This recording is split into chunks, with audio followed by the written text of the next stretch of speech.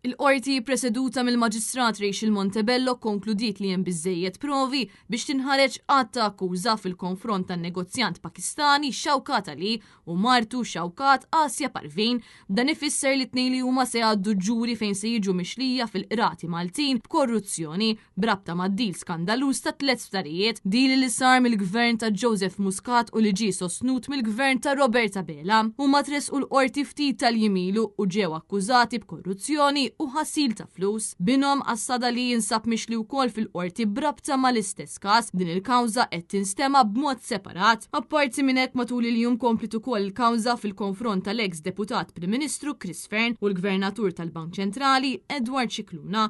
Waqt is-seduta intwerew xi minuti tal-kabinet fosthom memo illi jgħid lill-Ministru ta' dak iż-żmien Edward Cicluna jikkjarifika li ma jistgħu jsiru l-ebda ħlasijiet addizzjonali mingħajr l-approvazzjoni tal-kabinet. It-talba kienet saret minn Konrad Mizzi li kien Ministru tat-Turiżmu fejn talab li jsir pagament ta' 10 miljun euro addizzjonali lis stewards. Ma' din is-seduta kien hemm numru ta' xhieda bil-kawża ta' Fearn u Cicluna issa se tkompli fis-16 ta' Lulju li ġej. Intant fi stqarrija x-Shadow Minister Carol Aquilina qal il-pressjoni li Roberta Bela qed jagħmel fuq il-ġudikatura hija inaċċettabbli. Dan hekk kif matul il-jum tal-erba' f'kummenti mal-ġurnalisti Roberta Bela kompla jitfa' l-pressjoni fuq il-ġudikatura brabta ma' din il-kawża li qed jaffaċċja Chris Fearn. Dan seħ meta fil-kummenti tiegħu Roberta Bela kompla jgħid li hija possibilità reali li Chris Fearn ikun nominat il-Kummissarju Ewropew jekk ikun illiberat mill-akkużi, deċiżjoni li għadha ma ttieħdiġ mill-qorti. Fl-istqarrija ntqal li għal darb'oħra Roberta Bela qed jipprova jfixkel il-kors tal-ġustizzja